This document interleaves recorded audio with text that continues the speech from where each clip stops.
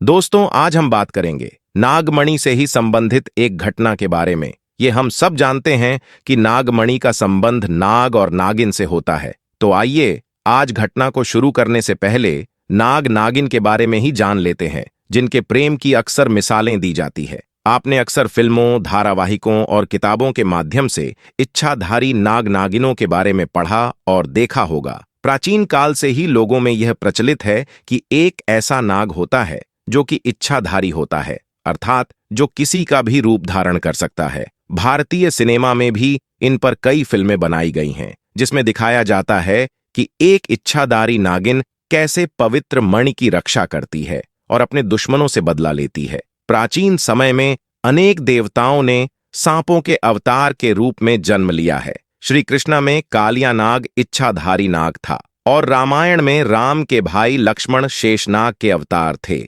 इसलिए प्राचीन समय के ग्रंथों से हमें इच्छाधारी नाग नागिन के रहस्य के बारे में पता चलता है।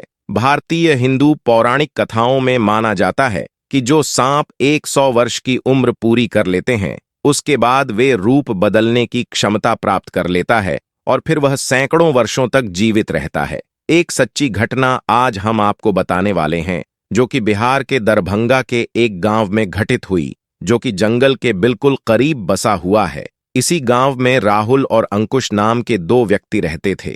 दोनों के बीच काफी अच्छी दोस्ती थी और दिन के समय दोनों ही बकरियों को चराने के लिए जंगल में जाया करते थे। इस जंगल में एक इच्छाधारी नागिन अपने नाग के साथ रहा करती थी और अपनी नागमणि की रखवाली किया करती थी। एक बार राहुल की एक बकरी घने जंगल में चली गई तो राहुल ने अंकुश से कहा कि तुम आज मेरी बाकी बकरियों को लेकर घर वापस चले जाओ और मैं अपनी इस बकरी को जंगल के अंदर से ढूंढ कर वापस आता हूं, जो शायद जंगल में थोड़ा अंदर चली गई है। उधर नागिन भी अपना भेष बदलकर तथा मनुष्य रूप धारण कर नाग को नागमणि की रक्षा के लिए छोड़ गांव के भ्रमण के लिए निकली हुई थी। जब राहुल अपनी बकरी को ढूंढते हुए उस जंगल में पहुंचा तो पेड़ के नीचे बने बिल में से उसे तेज रोशनी दिखाई दी। उसे लगा कि कोई कीमती हीरा या फिर आभूषण उसके नीचे छुपा हुआ है, तो उसने उसी पेड़ की टहनी को तोड़ा और एक बड़ा सा डंडा बना लिया और उस बिल को जोर जोर से मारकर तोड़ने लगा। उस बिल को तोड़ते समय राहुल बहुत तेजी से डंडे से वार कर रहा था, जिसमें से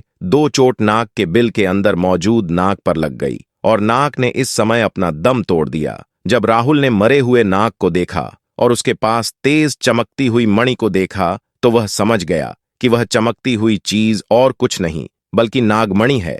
उसने पहले नाग को डंडे से हिलाकर देखा और यह सुनिश्चित किया कि नाग मर गया है या फिर जिंदा है। फिर उसने जब इस बात को पक्का कर लिया कि नाग मर गया है तो उसने अपनी जेब से रुमाल निकालकर उसके अंदर उस नागमणि को रख लिया और भागता हुआ तेजी से घर को निकल गया और यह भी भूल गया कि वह जंगल में अपनी बकरी को ढूंढने आया था और वह बकरी अभी भी जंगल में ही रह गई है। इधर जब नागिन वापस अपने बिल की तरफ लौटी तो जैसे ही उसने नागमणि गायब पाई और अपने नाग को मरा हुआ देखा तो वह गुस्से से आग बबूला हो गई। उसने अपनी शक्ति से नाग की आंखों में देख लिया कि उसके नाग का कातिल कौन है। राहुल ने अब एक बहुत बड़ी गलती कर दी थी। उसने नाग के मरे हुए शरीर को वहीं जंगल में छोड़ दिया था। अगर वह नाग के शरीर को उसी समय जला देता तो शायद नागिन को उसके बारे में कभी पता ही नहीं चलता। उधर राहुल बहुत खुश था क्योंकि उसे दुनिया की सबसे शक्तिशाली चीज मिल चुकी थी, यानी नागमणि मिल चुकी थी। राहुल जब घर पहुंचा तो सबसे पहले उसने नागमणि अपने हाथ में पकड़ी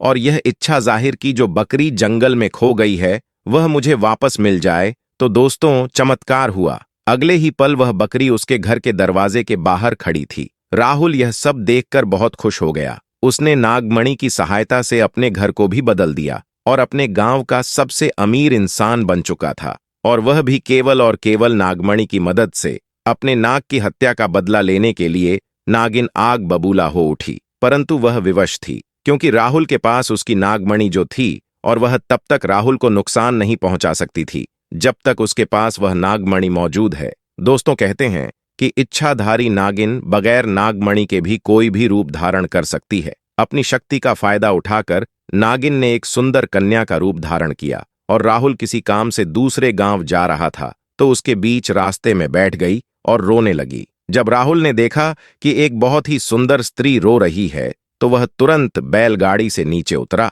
और उस कन्या से पूछने लगा कि आप रो क्यों रही हो। लड़की के भेष में उतरी उस नागिन ने कहा कि मेरा नाम शालू है और मैं अपने पति के साथ दूसरे गांव में रहती हूं, परंतु कल वह एक कन्या के साथ शादी करके आ गया और मुझे धक्के मारकर घर से बाहर निकाल दिया। मैं बेसहारा हूं, लाचार हूं।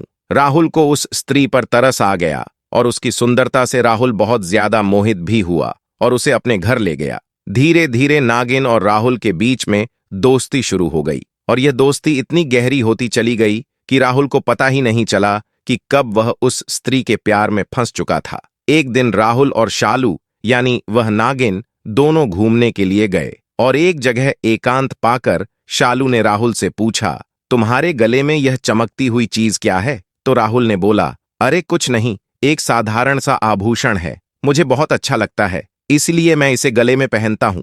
दोस्तों, ये वही आभूषण था जिसे आप नागमणि के नाम से जानते हैं। जब शालू बोली कि क्या तुम मुझे यह आभूषण कुछ समय के लिए दे सकते हो, क्योंकि मुझे इसकी चमक बहुत भाती है, मैं इसे पहनकर देखना चाहती हूं कि आखिर ये मेरे गले में कैसा लगता है। इस पर राहुल चिल्लाते हुए बोला, नहीं, मैं तुम्हें यह नहीं दे सकता हूं, इसके बदले तुम कुछ भी मांग लो, मैं तुम्हें दे दूंगा। इस पर शालू एकदम से गुस्सा होकर बोली, राहुल, तुम तो कहते थे कि तुम मुझे बहुत प्यार करते हो, अपनी जान से भी ज्यादा प्यार करते हो, परंतु मैंने तुम्हारे गले का यह छोटा सा आभूषण क्या मांग लिया? तुम इस चीज के लिए मुझे मना कर रहे हो, मुझ पर गुस्सा कर रहे हो। रहने दो, मैं जानती हूं तुम्हारे लिए क्या ज्यादा मायने रखता है। दोस्तों, फिर राहुल ने न चाहते हुए भी वह आभूषण शालू को दे दिया और शालू को देते हुए यह बोला कि ठीक है, कुछ समय के लिए तुम इसे पहन सकती हो, परंतु ध्यान से शालू, इसे घुमा मत देना। शालू के हाथ में जैसे ही वह नागमणि आई, शालू का रूप एकदम बदलने लगा। केवल एक पल में ही वह एक सुंदर स्त्री से एक भयानक नागिन के रूप में परिवर्तित हो गई। उसका चेहरा बिल्कुल नाग सा हो गया। उसने कई बार राहुल को डसा और 10-10 कर उसे मार दिया। नागिन का बदला पूरा हो चुका था। दोस्तों, उसने अपने नाग का बदला ले लिया था। दोस्तों, तब से यह नागिन इसी गांव में अपने नाग के लिए 500 सालों से आज भी जिंदा है।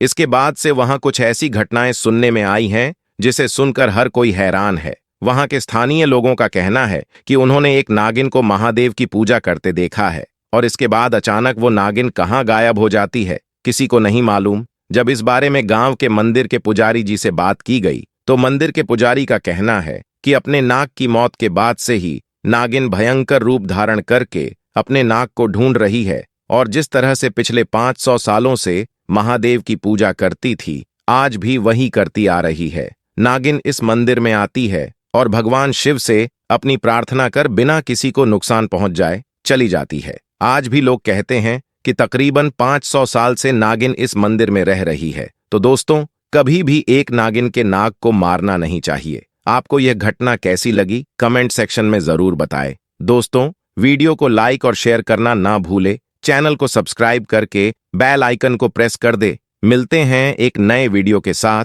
तब तक के लिए आप सभी का धन्यवाद।